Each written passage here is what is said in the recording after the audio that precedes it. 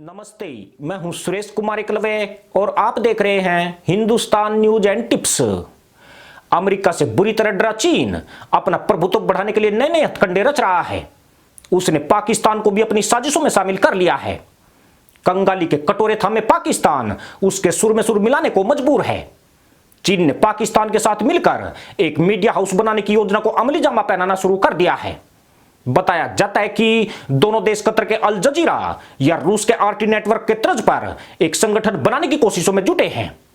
इसके लिए अंतर्राष्ट्रीय कद के पत्रकारों को साथ लाया जाएगा, जिन्हें चीन से फंड का भरपूर समर्थन मिलेगा। चीन की यह साजिश मामूली नहीं है, बल्कि अगर चीन अपने इस मिशन में कामयाब हो गया तो वह अपने इस मीडिया संस्थान के माध्यम से दुनिया की सरकारों को प्रभावित कर सकेगा।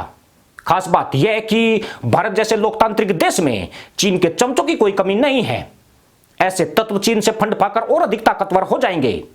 साथ ही चीन के मीडिया संस्थान को भी देश में लोकप्रियता दिला सकते हैं। हालांकि यह भारत सरकार के हाथ में होगा कि वह चीन के ऐसे किसी मीडिया संस्थान को देश में अप्रूवल देगी या नहीं देना चाहेगी।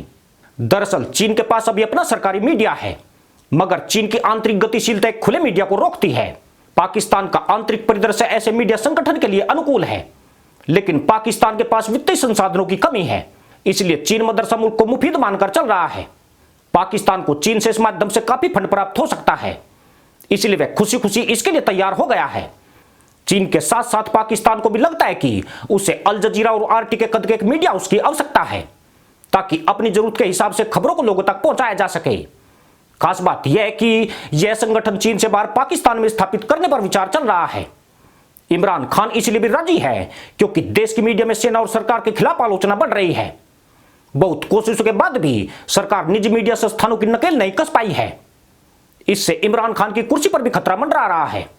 साथ ही पाकिस्तानी सेना भी अंतर्राष्ट्रीय बेइज्जती का सामना कर रही है। आपको बता दें कि यह कदम लगभग 2 साल पहले तुर्की और मलेशिया के साथ एक अंग्रेजी टेलीविजन शुरू करने के पाकिस्तान के असफल प्रयास के बाद आया है, जिसके तहत मुल्लाओं की सही छवि पेश करनी थी, यानी मुसलमान आतंकियों को दुनिया के सामने फरिश्ता बनाकर प्रस्तुत करना था। सितंबर 2019 में न्यूयॉर्क में तुर्की के राष्ट्रपति रेसेप तैयब एर्दोगन और मलेशिया के पूर्व प्रधानमंत्री महातिर मोहम्मद के साथ बैठक के बाद पाकिस्तान के प्रधानमंत्री इमरान लोडी ने इसके बारे में बात की थी। यह परियोजना स्पष्ट रूप से पिछले साल तुर्की और मलेशिया की रुचि के कारण स्थगित कर दी गई थी और पाकिस्तानी पक्ष से कोई अपडेट नहीं मिला था। कहने वाले तो यही कहते हैं कि पाकिस्तान की धूर्त मुल्ला पॉलिसी की वजह से इस परियोजना की लंका लगी थी। पाकिस्तान की मदरसा पैदाइश बकलोली करने में महारत रखती है। इमरान लोंडा इस्लामोफोबिया का बिल्ला लगाकर तो आ गया था, मगर जब पाकिस्तान के आर्थिक विशेषज्ञों ने इस योजना पर आने वाले खर्च का विश्लेषण किया तो लोंडे की हवा गोल हो गई। जबकि तुर्की अपनी खराब अर्थव्यवस्था के चलते परियोजना को लात मारकर भाग गया। मलेशिया में फरवरी 2020 में सत्ता परिवर्तन भी एक बड़ा कारण बन गया। यहां महातिर मोहम्मद सत्ता से बेदखल हो गए और मोयुद्दीन यासीन मलेशिया के नए प्रधानमंत्री बने, जो तुर्की पाकिस्तान से दूरी बनाकर चल रहे हैं। इसी 31 मई को कम्युनिस्ट पार्टी के पोलित ब्यूरो की बैठक आहूत की गई। इस बैठक में चीन की भरोसेमंद, प्यारी और सम्मानजनक छवि बनाने पर जोर दिया गया। पोलित ब्यूरो में कहा गया कि चीन को अपनी भेड़िया योद्धा कूटनीति छवि को एक कदम पीछे करना चाहिए। इसका मतलब यह नहीं है कि चीन अपनी नीतियां बदल रहा है, बल्कि अपनी नीतियों को चालाकी के साथ उन्हें दुनिया के हित से जोड़कर दिखाना है। यह काम तभी हो सकता है जबकि उसके पास एक विशाल मीडिया नेटवर्क मौजूद हो। इस मीडिया नेटवर्क के द्वारा चीन किसी भी खबर को अपने मुताबिक पेश कर सकता है। खासतौर से कोरोना महामारी पर दुनिया की मीडिया ने जिस तरह चीन की साजिशों का पर्दाफाश किया है और उसके द्वारा जानलेवा वायरस फैलाने की योजना से वाकिफ कराया है, चीन को एक मजबूत मीडिया नेटवर्क की जरूरत महसूस हुई है। चीन के अपने कानून इसे देश में स्थापित करने की इजाजत नहीं देते हैं, इसलिए कंगाल मदरसा मुल्क पाकिस्तान पर हाथ रखा गया है। सरकारी समाचार एजेंसी सिन्हुआ के अनुसार जिनपिंग ने कम्युनिस्ट पार्टी के वरिष्ठ नेताओं से कहा है कि देश को बड़े पैमाने पर दोस्त बनाने चाहिए, चीन के पक्ष में बहुमत को एकजुट करना चाहिए और उन लोगों के साथ अपनी दोस्ती के दायरे को लगातार विस्तार करना चाहिए जो चीन को अच्छी तरीके से समझते हैं।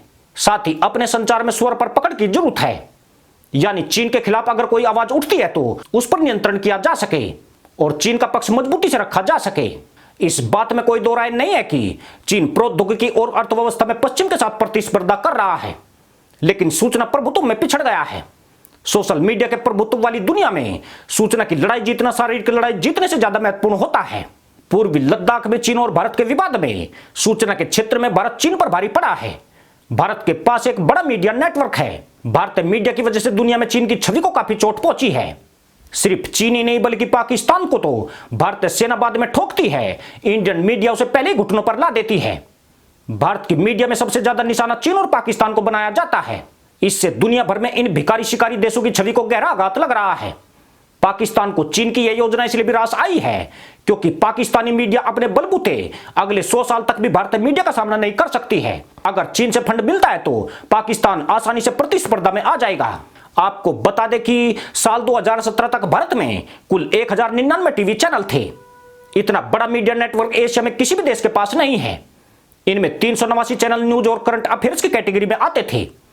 इसके अलावा भारत में अंतर्राष्ट्रीय स्तर का प्रिंट मीडिया भी मौजूद है, जबकि चीन और पाकिस्तान इस मामले में भारत से बहुत पीछे हैं। पाकिस्तान में न्यूज और करंट अफेयर्स कैटेगरी के ढंग के 20 चैनल भी मौजूद नहीं हैं। सोशल मीडिया प्लेटफॉर्म पर भी भारतीयों की अच्छी खासी पकड़ है। इस माध्यम पर भी भारतीय एशिया में सबसे आगे बने हुए हैं, परंतु भारत के पास अभी भी ऐसा मीडिया नेटवर्क नहीं है जो पूरे विश्व को कवर करता हो।